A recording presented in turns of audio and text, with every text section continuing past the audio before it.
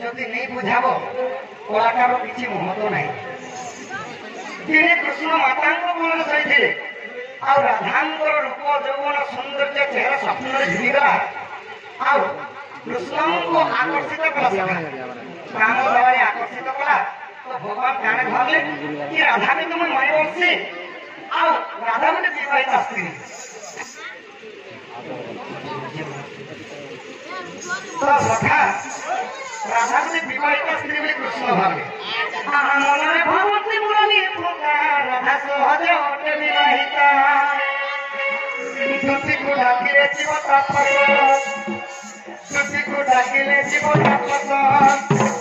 ମୋହନ କଥା କହିବ ସ୍ୱାମୀ ନାରାୟଣ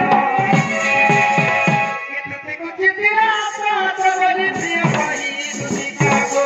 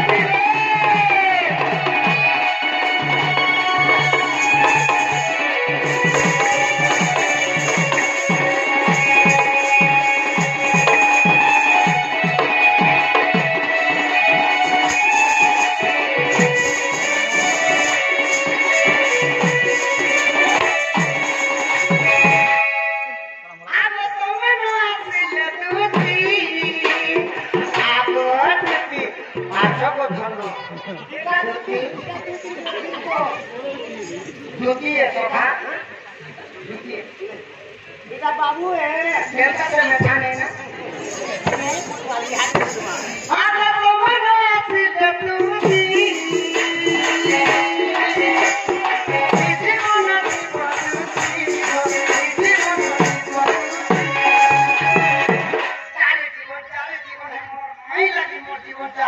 मुना पाली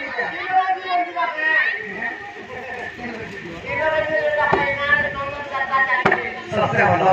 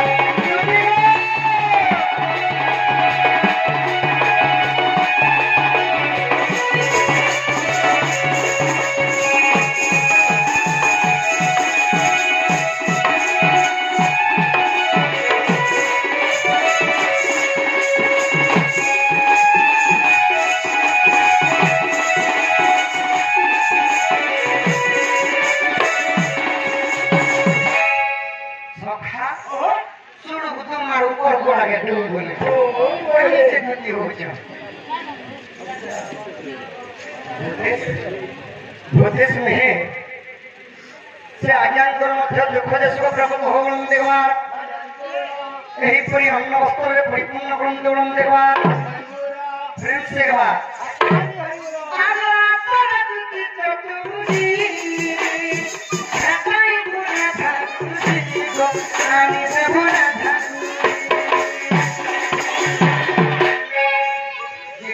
ডাকলে বি নিয়ে উঠা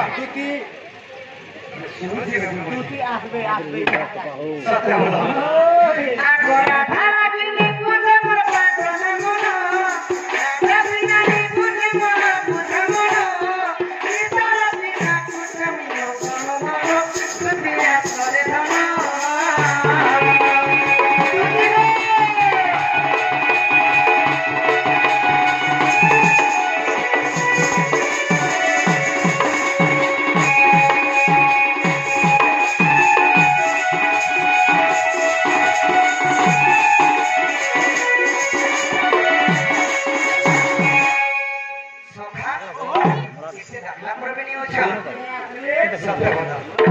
তাহলে তোমার বর্তালিকে বর্তালি ডাকমা